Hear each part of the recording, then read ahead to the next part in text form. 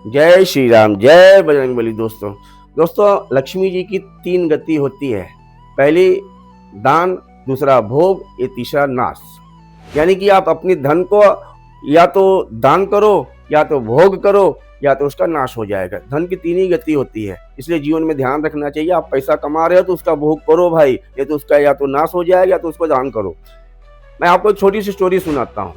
एक सेठ था, उसकी बहुत बड़ी मिठाई की दुकान थी, लेकिन महा कंजूस। कभी वो भूल से भी एक मिठाई अपनी जुबान पे नहीं डालता था, ना तो कभी अपने बच्चों के लिए घर पे मिठाई लेके जाता था।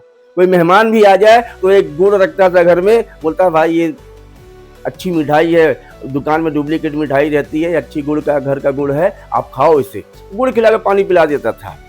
तो एक दिन नारद जी और एक ऋषि थे उनके साथ, वो पृथ्वी पे विचरण कर रहे थे। अचानक से उसकी दुकान के सामने गुजरते हैं तो देखते क्या है कि एक कुत्ता आता है उसके दुकान के सामने। वो जूठा पत्तल वगैरह फेंका था, वो जैसे वो पत्तल पे मुंह डालता है चाटने के लिए, उस दुकान पे बैठा एक लड़का डंडा उठा के ऐसा मारता है उसके कुत्ते के जाके मुंह पे लगता है।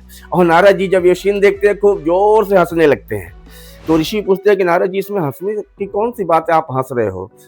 वो बेचारा कुत्ता जूठा पत्थर चाटने आया था, और लड़का जो बैठा है दुकान में वो डंडा मारा सीधा बेचारे कुत्ते के मुंह में लगा, और बेचारा चिल्लाते हुए चले गया।